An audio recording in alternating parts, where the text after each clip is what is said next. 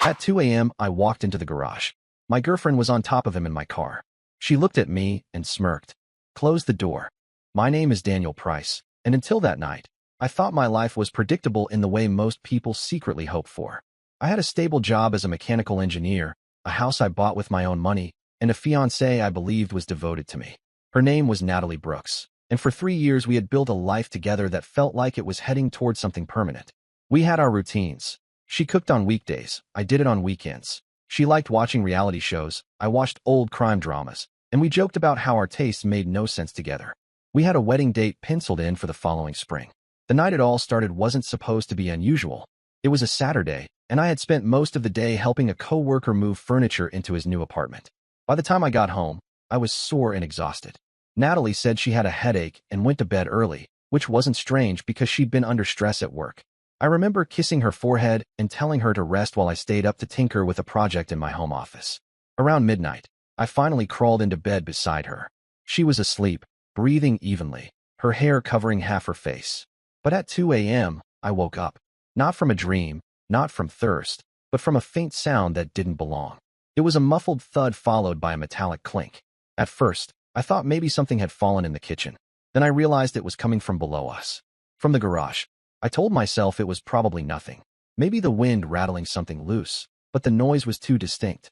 My garage door had always creaked when it moved, and I could swear I heard it just a few minutes earlier, though I hadn't been fully conscious.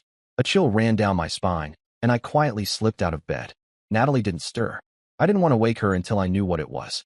I grabbed the flashlight I kept on the nightstand, more out of habit than fear, and crept downstairs. The house was silent except for the faint ticking of the kitchen clock. I paused at the door leading into the garage, pressing my ear against the wood. At first, nothing. Then, another sound. A quick, breathy laugh. Too high-pitched to be a man. My stomach tightened. I turned the knob slowly, heart hammering in my chest, and pushed the door open just enough to peer through the crack. What I saw in that sliver of space hit me harder than a punch to the face.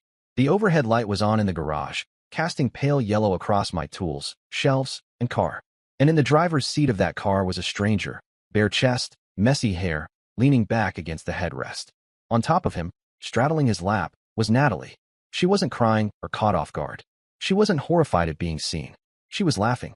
Her hands pressed against his shoulders, her dress bunched around her thighs, and her head tilted back like this was the most natural thing in the world. I must have pushed the door wider without realizing it, because both their heads turned. The man looked startled, but Natalie didn't flinch. She met my eyes, smirked in a way I'd never seen on her face before, and said 2 words that burned into my mind. Close the door. No apology. No fear. No explanation. Just that command, dripping with arrogance. For a few seconds, I froze. My first instinct was disbelief. Maybe I was hallucinating. Maybe this wasn't real. Then anger surged like fire in my chest. But instead of slamming the door or yelling, I stepped into the garage. My bare feet touched the cold concrete, grounding me in reality. Who the hell are you? I demanded. The stranger didn't look guilty. He looked amused. Name's Sean, he said casually, like we were meeting at a bar. Guess you didn't know. Natalie slid off him, smoothing her dress down as though I'd interrupted them during a dinner party, not in the middle of what they were doing. Daniel, just go back inside, she said, almost bored. We'll talk later. I stared at her. We'll talk later? You're in my car at 2 in the morning with some guy I've never seen in my life, and that's all you have to say? Sean chuckled, stretching his arms. She didn't tell you? We've been seeing each other for a while. Honestly thought you were just the roommate by now. Every muscle in my body screamed to grab him and throw him out of my house, but something stopped me. Maybe it was the smug calm in Natalie's face. Maybe it was the arrogance in Sean's voice. Or maybe it was the detail I almost missed. He had my spare car key dangling from his fingers. That key had been in a small drawer by the kitchen door for years. Hardly anyone knew it was there. If Sean had it, that meant Natalie had given it to him. And if she'd given it to him, then this wasn't a drunken one-time mistake. This was planned. I clenched my fists, forcing myself to breathe. Rage wouldn't help me now. Get out of my car, I said evenly, locking eyes with Sean. He smirked. Or what? You gonna call the cops and tell them your fiancé invited me? Natalie crossed her arms, still standing by the car. Daniel, stop making a scene. You're embarrassing yourself. That sentence, more than anything, sliced through me. I was the one being humiliated in my own home, yet she framed me as the fool. Sean finally slid out of the driver's seat, slowly, deliberately, like he was daring me to throw the first punch. I didn't move. I just watched him, memorizing every detail, his tattoos, the smirk, the way he slung his jacket over his shoulder. "See you around, buddy," he said with a wink before walking out the side door. Natalie didn't follow him right away. She lingered, watching me with an expression I couldn't read. Pity? Contempt? Whatever it wasn't love. When the door clicked shut behind him, the silence was unbearable. Natalie finally broke it with a sigh. "You weren't supposed to find out like this." I wanted to scream at her, demand answers, but my brain had gone into a strange, detached state. Everything around me, the tools on the wall, the smell of oil and metal, the car, felt suddenly alien. "How long?" I asked, my voice low. She hesitated, then shrugged. "Months. Months." My throat went dry. "In my house." "In our house," she corrected sharply. That correction told me everything I needed to know. She didn't feel guilty. She felt entitled. I turned and walked back into the house without another word. She called after me, but I ignored it. Once in the kitchen, I leaned against the counter, my hands shaking. Every rational part of me said to storm back out, to throw her out, to make her confess everything. But another part whispered that I had already lost the battle if I reacted blindly. That smirk on her face, the way Sean held my key like it was his, they weren't afraid of me. They thought they had already won. And in that moment, I made a decision. If Natalie wanted to play this game, then I wouldn't just be the betrayed fiancé. I would be the one watching, listening, waiting. Because something told me this was more than infidelity. That key meant planning, and planning meant danger. I didn't sleep for the rest of the night. Instead, I sat in the dark living room, staring at the wall while Natalie stayed in the bedroom, not even bothering to come out. The house felt colder than ever before. At sunrise, when she finally appeared, she acted like nothing had happened. She brewed coffee, scrolled through her phone, and asked if I wanted breakfast. The casualness was more unsettling than any shouting match could have been. It was as though she expected me to ignore what I had seen, to pretend it hadn't happened. But I couldn't unsee it. I couldn't unhear her voice saying, "Close the door." And I knew then that this wasn't over. Not by a long shot. The morning after the garage scene felt like stepping into an alternate version of my own life. I sat at the kitchen table with coffee in hand, watching Natalie scroll through her phone. She looked calm, collected, even faintly amused, as if nothing unusual had happened. Not a word about what I had seen. Not a single reference to the man who had been in my car hours earlier. The silence was suffocating, but it told me more than any confession ever could. She didn't think she had to explain. She thought I would fold, accept whatever story she might eventually craft, or worse, pretend it never happened. I couldn't shake the image of Sean twirling my spare key like it was his trophy. If he had that, then she had given it to him. If she had given him that, then this wasn't a mistake or a lapse in judgment. It was planned. That thought lodged in my mind like a splinter I couldn't dig out. At work, I went through the motions, but I wasn't really there. Every blueprint, every calculation blurred in front of me. By the time I got home, I had already decided that I wasn't going to confront her again. Not yet.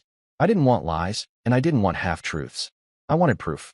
Real evidence of what I was dealing with. Because a woman who could smirk in my face while sitting on another man in my own garage wasn't just playing games. She was hiding something deeper. That evening, while she showered, I sat at my desk and opened our joint bank account. I expected to find the usual routine expenses, groceries, utilities, maybe a random online purchase. Instead, I noticed a string of withdrawals that made my stomach twist. Every Friday for the past 3 months, she had taken out cash from the same ATM across town. The amounts varied but never exceeded $400. She never used cash for anything at home, which meant she was pocketing it for reasons she had no intention of explaining to me. I clicked through to her credit card statement. The pattern only got worse. Gas station charges in neighborhoods she rarely visited, restaurant bills high enough to feed 2 people, and, most damning of all, several charges at a budget motel off the interstate. The name was so ordinary it almost blended in with the rest of the list, but once I saw it, I couldn't unsee it. I shut the laptop and sat back in my chair. It was one thing to see her with Sean in the garage, but reading it on paper, watching the financial pattern unfold in black and white, made it real in a different way. This wasn't an impulse. It was organized, regular, deliberate. The next day, I drove past that motel. It looked exactly as I had imagined. Cheap neon sign buzzing faintly, paint flaking off the doors, cars parked unevenly outside. It was the kind of place where people went to disappear for a few hours. I sat across the street with the engine off, telling myself I was ridiculous, that I'd wasted gas just to confirm what I already knew. Then, at exactly 6:15, Natalie's blue sedan turned into the lot. She parked in front of room number 7, got out, and walked straight inside. No hesitation, no looking over her shoulder. She knew exactly where she was going. 10 minutes later, Sean arrived. He didn't even glance around. He walked straight into the same room, and I had to grip the steering wheel to stop myself from jumping out of the car. They stayed inside for nearly 2 hours. When they came out, she was laughing at something he said, her hand brushing against his as they kissed by his car. She looked radiant, like she hadn't in months, like the glow she saved for him was something she deliberately withheld from me. She drove home later, walked into the kitchen, and told me about her long day. She said it with a faint yawn, poured herself a glass of water, and went upstairs to change. I stared at her back and realized she didn't even bother covering her tracks. She wasn't worried about getting caught. That was when I knew I couldn't do this alone. I needed someone who knew how to gather evidence, someone who could help me pull the curtain back. Through a college acquaintance, I was given the name of a private investigator, Clara Jensen. Clara was sharp, calm, and efficient. I met her in her office 2 days later, laid out everything I knew, and waited for her to tell me I was overreacting. Instead, she leaned back in her chair and said, "Affairs are messy. But if she's giving him keys and letting him use your property, this is bigger than infidelity. This looks like preparation for a setup." The word setup made my chest tighten. I had been focused on the emotional betrayal, but Clara shifted the frame. Sean wasn't just some guy. He could be a parasite. If Natalie had invited him in, maybe she wasn't just cheating. Maybe she was complicit. Clara moved fast. She installed hidden cameras in the garage and living room, a tracker in my car, and began pulling Sean's background. She told me not to tip my hand, not to confront them too early, and as much as I wanted to explode, I knew she was right. 3 days later, she called me. "Your fiancé's boyfriend has priors," she said flatly. I pulled over on the shoulder of the highway to listen. Sean had been arrested twice in the past 10 years, once for check fraud, once for attempted identity theft. Neither case had landed him serious prison time, but both left a trail of complaints from landlords and acquaintances who accused him of skipping rent, draining money, and vanishing without a trace. Clara's words echoed in my ears long after the call ended. He's not just a cheater. He's a predator. That night, I watched the garage camera feed and saw something that made me feel colder than the night of the discovery. Natalie and Sean were standing near my workbench, whispering. The audio was faint, but one sentence came through clearly. "He won't suspect anything. Once he agrees to sell, we'll be free." Sell. The word stuck out like a flashing light. What did she want me to sell? The house? My car? Both? Then Sean's voice followed, smooth and confident. "You handle him. I'll take care of the rest." The way they spoke was chilling. It wasn't the dialogue of lovers hiding an affair. It was the cold planning of two people running a job. I shut the feed and sat in silence for a long time. The betrayal was one thing, but now there was another layer. This wasn't just emotional. This was strategic. She was positioning me as the obstacle in their way, the man they needed to move aside. When Natalie came downstairs later that evening and sat beside me on the couch, scrolling through her phone, she acted like nothing was wrong. I studied her face, her posture, the casualness of her movements. Did she ever love me? Or had I been a mark from the beginning? Every little detail, her sudden push for us to refinance the house, her insistence that I take out certain insurances, suddenly looked different in hindsight. I wanted to ask her outright, to grab her phone and throw her lies in her face. But Clara's advice stayed with me. Don't tip your hand until you know the whole picture. So I nodded, smiled faintly when she told me some half-hearted joke, kissed her cheek when she got up to go to bed. She walked away humming softly, not realizing that every step she took was pulling her deeper into a trap I was now setting for her. For the first time since that night in the garage, I wasn't just angry. I was focused. She thought I was weak, blind, easy to manipulate. Sean thought he could treat me like a joke, but they didn't know that I now had eyes everywhere. They didn't know I had a professional digging through their secrets. They didn't know that the man they dismissed as harmless was already plotting his counterattack. And as I sat there in the quiet living room, I made myself a promise. I wouldn't just catch them in the act. I would expose everything, piece by piece, until they destroyed themselves with their own arrogance. When you live with someone long enough, you learn their rhythms. The way they put their keys down when they walk through the door, the way they hum while they cook, the way their voice lifts when they're lying. I started paying attention to everything. Natalie still tried to maintain the illusion of normal life, but the cracks showed once I knew where to look. Every time she smiled at her phone, every time she left the house with that excuse about working late, I knew exactly where she was headed and who she was meeting. Clara's equipment made sure of that. The small tracker she'd tucked into my car was feeding me locations that didn't match Natalie's stories. The hidden cameras recorded more than I could bear to watch sometimes. And every piece of evidence was piling up into a case that could shatter everything she thought she controlled. The most chilling clip came a week after Clara first set things up. Natalie and Sean were back in the garage, standing right next to my car, the same place I had caught them that night. This time, they weren't careless laughter and arrogance. They were serious, voices lowered, Sean leaning close as if he was giving instructions. "He'll go along with it," Sean whispered, his hand resting on the hood of the car. "He's not the type to fight. Just push him. He'll fold." Natalie laughed softly. "He doesn't even notice half of what I do. If I tell him we should sell and downsize, he'll say yes. He trusts me. Always has." That laughter hit me like a blade. Not because it was loud, but because it was so confident. She had decided who I was without ever asking me. In her eyes, I was a man too blind and too soft to question her. That miscalculation became the fuel I needed. The next day, Clara and I met again at her office. I played her the clip, watched her lips press into a thin line, and saw the flicker of something like anger in her eyes. She wasn't the type to get emotional, but even she seemed disgusted. "This isn't just an affair," she said. "This is conspiracy. If she's discussing selling property, if she's setting up to move assets, this is financial exploitation. You could take this to court." I told her I wasn't ready for that yet. I wanted more. I wanted to see the whole picture, to know exactly how far they were planning to go before I moved. Clara didn't argue. She just told me to stay calm and keep collecting. It wasn't easy. Living with Natalie during that period felt like sleeping beside a stranger who wore her face. She still smiled at me in the mornings, still asked if I wanted toast or coffee, still kissed me goodbye on her way out the door. But those small gestures had turned into performances, cheap stagecraft meant to distract me. I kept my responses neutral, polite, detached. If she noticed a change, she didn't comment. Or maybe she assumed I was too dense to suspect anything. I started making my own quiet preparations. I pulled our joint money out of easy access accounts and opened one in my name only. I met with a lawyer under the pretense of updating my will, but really I was setting up to protect myself in case she tried to bleed me dry. I even installed a backup set of locks on my workshop in the basement where I kept sensitive documents. If she was willing to hand Sean my garage key, I wasn't going to risk her doing the same with everything else. One night, I came home earlier than usual. Her car was already in the driveway, but the house was quiet. I walked inside, calling her name, and followed the faint sound of voices to the garage. I stopped just short of the door, heart pounding as I realized she was on the phone with Sean. She hadn't even bothered to step outside. "He's still clueless," she whispered, her tone smooth and steady. "Don't worry, I'll bring it up next week. The housing market is strong. I'll tell him it's the perfect time to sell." A pause, then a small laugh. "Of course I'll make it sound like it's his idea. He never argues when I frame it the right way." I backed away before she finished, careful not to make a sound. Later, she acted as if nothing had happened, curling up beside me on the couch as if she hadn't just plotted my future without me.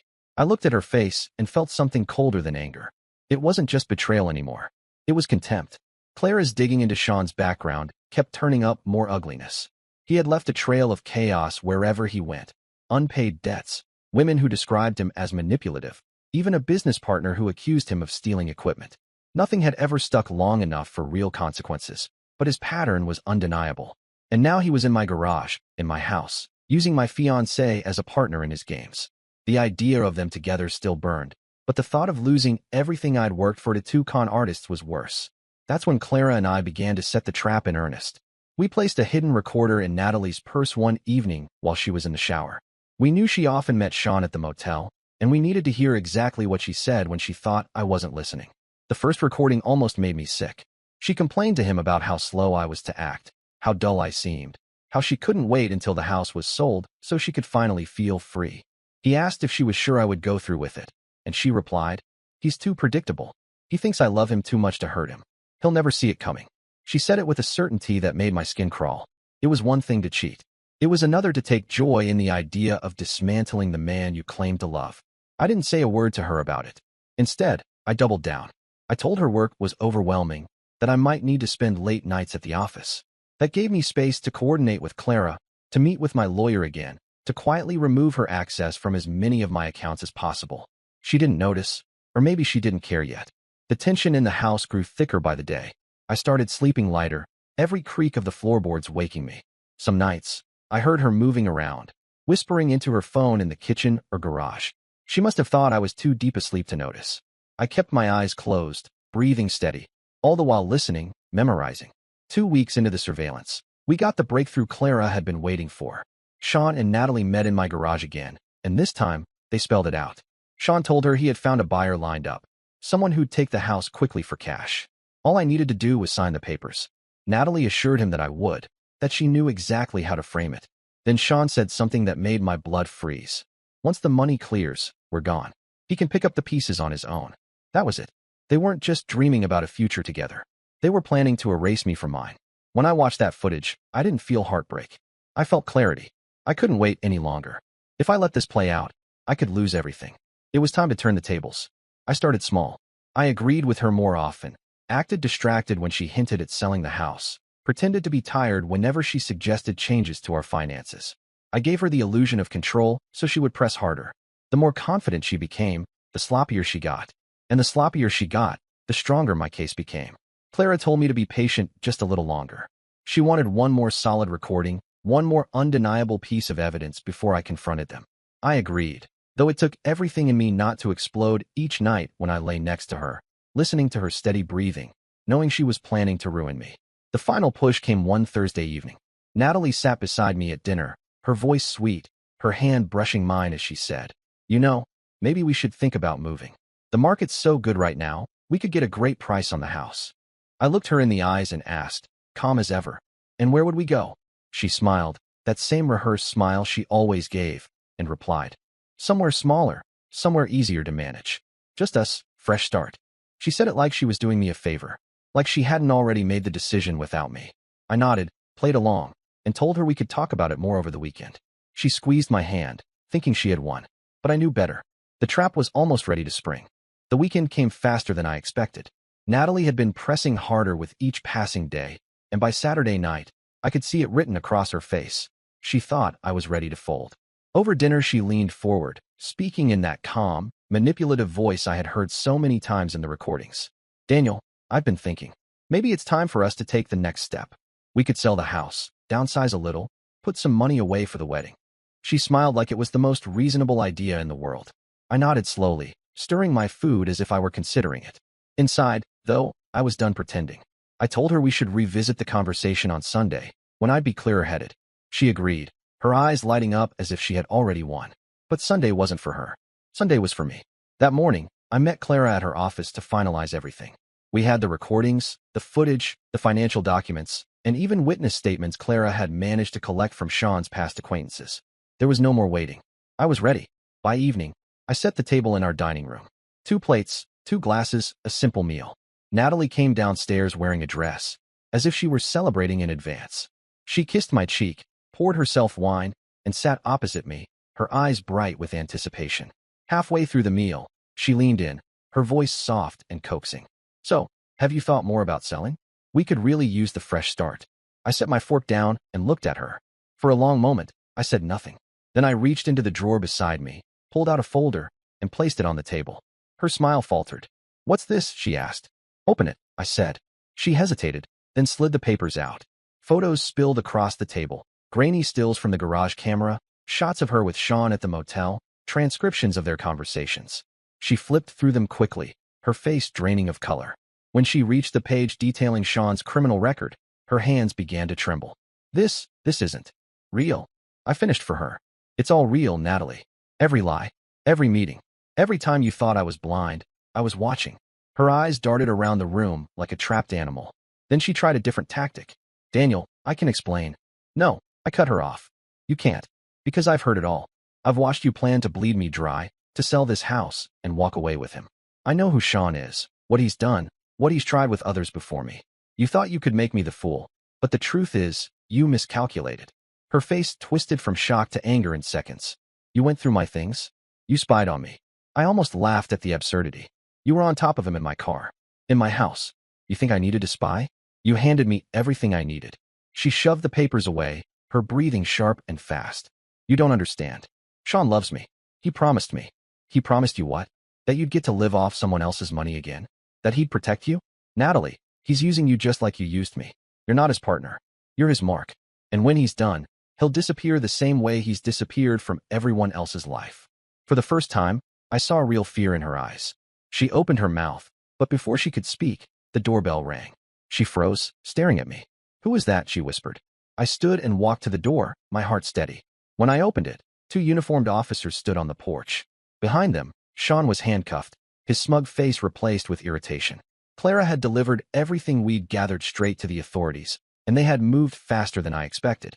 One of the officers explained that Sean was being taken in for outstanding fraud charges and that the new evidence tied him to attempted schemes involving my property. I thanked them, stepped aside, and let Natalie watch as her lover was escorted into the back of a patrol car. She turned to me, eyes wide with disbelief. You did this? No, I said evenly. You did this. You brought him into my life. You handed him the keys. You laughed while planning to destroy me. All I did was refuse to let you finish. She sank into a chair, her face pale. For once, there was no smirk, no arrogance. Just emptiness. In the days that followed, the fallout spread quickly. Clara helped me file the necessary reports to protect my finances, and my lawyer moved to separate Natalie's name from anything connected to me. She tried calling at first, leaving frantic voicemails about how she could explain, how she didn't mean for it to go this far. I didn't answer. Then came the anger. Texts filled with insults, accusations, even threats that she would tell people I had been abusive. But she underestimated the weight of the evidence. When I forwarded the recordings and documents to her own family, to our mutual friends, to anyone who might believe her lies, she lost the power to spin the story. They saw her for what she was. Within a week, she had moved out of the house. By the end of the month, she was living back with her parents, unemployed after word of her involvement with Sean reached her workplace. People who once respected her kept their distance. The bright, polished image she'd built crumbled overnight. As for Sean, he was still in custody awaiting trial. Clara told me he'd likely face significant time this time around, given his history and the strength of the evidence. It wasn't just my case. Other complaints were resurfacing too, and it seemed the walls had finally closed in on him. I stayed in the house, not because it was easy, but because it was mine. Every creak of the floorboards, every tool in the garage reminded me of how close I had come to losing everything. For a while, I thought I'd feel only bitterness in these walls, but slowly, the anger gave way to something else. Relief. Not because I had caught them, but because I hadn't let them win. Some nights, I thought back to that moment at 2 a.m. when I opened the garage door and saw her on top of him in my car. I remembered the smirk, the arrogance, the way she told me to close the door. For weeks, those words haunted me. But now, they had a different meaning. She had asked me to shut myself out, to ignore the truth, to let her run the show. I hadn't. I'd opened the door wider. I'd stepped through, and I'd seen everything she wanted me blind to. The finality of it settled in one evening when I received an envelope from my lawyer. Inside was the signed agreement confirming that Natalie had no claim to my property, my finances, or my future. I set it on the table, poured myself a drink, and for the first time in months, allowed myself to breathe without the weight of betrayal pressing down on me. She had tried to erase me from my own life. Instead, she had erased herself from mine. And the one thing I knew for certain was that I would never again underestimate the quiet power of paying attention, of watching, of waiting for the right moment to act. Because in the end, that was what saved me. Not rage, not confrontation, but patience. Natalie had looked at me and seen weakness. Sean had looked at me and seen a fool. But they had both been wrong. And they learned the hard way what it meant to smirk in the face of the wrong man at 2 a.m.